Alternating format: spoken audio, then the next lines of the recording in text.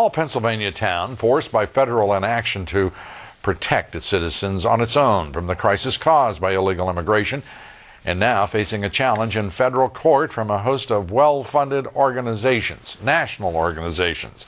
And Hazleton, Pennsylvania is being funded by those illegal alien advocacy groups and open borders groups, those groups taking issue with the city's efforts to control the harsh effects of illegal immigration. Bill Tucker is in Scranton, Pennsylvania, where today's hearing was held. He has the latest for us. Bill?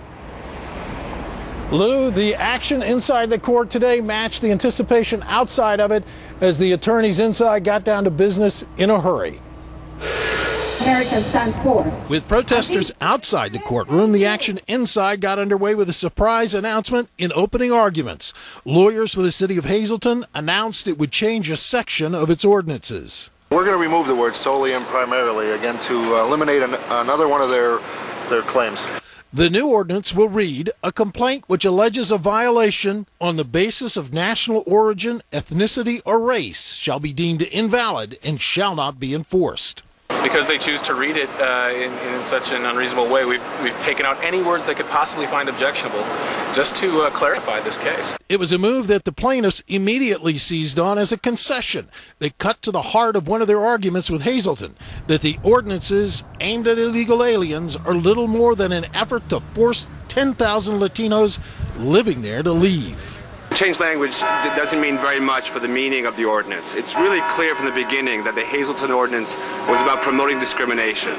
It created a climate of xenophobia. It turned citizen against citizen, immigrant against citizen. Hazleton's answer was to point out that their arguments rest on law in presenting legal precedents, which they say supports the city's right to draft ordinances creating regulatory penalties based on existing federal law, and that redrafting part of the ordinance was intended to make that clear. Much of the time in court today was testimony from witnesses called by the plaintiffs. Bill Tucker, CNN, Scranton, Pennsylvania.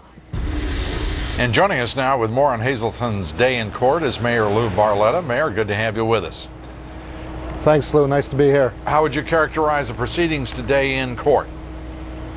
Well, I'm very confident and impressed with our legal team. Although we're outnumbered, as 25 lawyers are lined up against us, our 5, I think, did an outstanding job today. The stories today I thought were interesting but irrelevant to the law that we passed.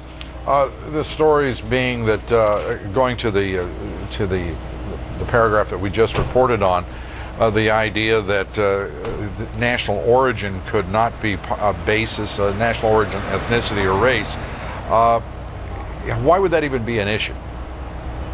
Well, it shouldn't be an issue, and they continuously try to twist the words of the ordinance to make it seem like we're discriminating against people. They also want people to believe that we have chased legal Hispanics out of Hazleton when that's not true. In fact, just the opposite, Lou. Today we heard some rebuttal of what the plaintiffs are claiming, when in fact over 20 new Hispanic businesses have opened since we passed the ordinance. So clearly people that left were illegal aliens, and illegal Hispanics that want to make Hazleton their home continue to do so. Well, give us a picture, if you will, of Hazleton, Mayor. Its diversity, the races, the ethnicity that make up Hazleton. That's the great part about Hazleton. It's so diverse in the ethnic backgrounds of the individuals that live there, and the history of Hazleton. It's heavily Irish, Italian, Slovaks, and again, everyone is welcome. We are not rolling up the welcome mat. However, illegal aliens are much different than legal immigrants. Right. And as soon as we divide the two, we're talking about two different groups of people. You have already lost a battle over the injunction against the ordinance. What do you expect to transpire tomorrow? Well, again, we'll hear some more stories from the plaintiffs, and again, I'm sure they'll be very interesting, but I again believe they'll be irrelevant to the what the case really is about, and that's the law, the legality. This is not about ethnicity; it's about legality. And you know, Lou, we went into this with our hands tied somewhat behind our back. Many of the plaintiffs who are suing us are legal aliens who have gone by John and Jane Does, and they also have will not be testifying here, which means that we won't be able to cross-examine them. But I'm very confident in our legal team, and I think we'll be able to prove that we have the right to do what we're doing. You say crime is one of the primary reasons you have created that ordinance and seek to enforce it. Chris Kobach, representing your town in this trial, has said over the past 6 years all the murders in Hazleton have been committed by illegal aliens. Is that correct? Well, we've had some very serious crimes being committed, some murders, the recent murders that have been, illegal aliens have been involved in one way or the other. May 10th was the breaking point in Hazleton when a 29-year-old was shot between the eyes by 2 illegal aliens. By the way, Lou, the shooter in that incident was arrested 8 times before he came to Hazleton and committed that murder. This is a small town where we might have 1 murder every 7 years.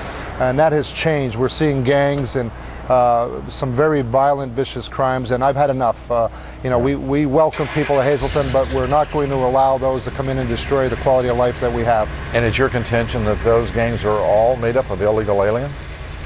No, that's not true. Not all the gangs are made up of illegal aliens. What I am trying to contend is that small towns such as ours have a very limited budget to work with. Every crime committed by an illegal alien is money and manpower that we should be using somewhere else.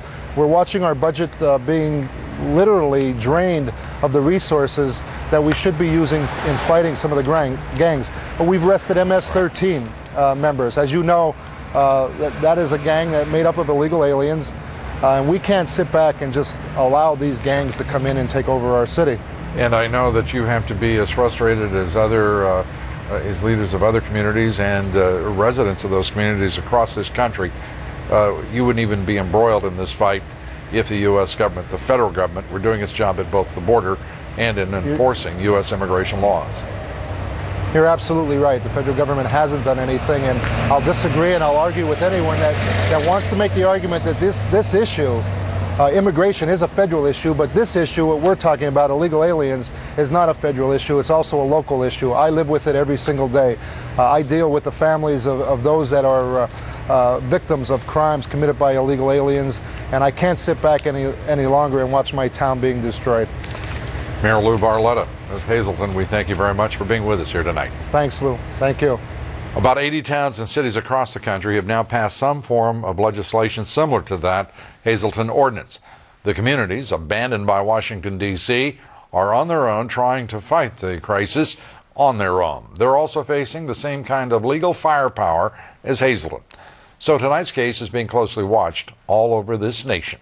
Up next, I'll have a few thoughts on the town of Hazleton's battle over illegal immigration and its impact, the fight between the Vice President and Democrats over the conduct of the war in Iraq, and the race for the White House and those nasty, brutish people over at Fox News and how they've upset some Democrats.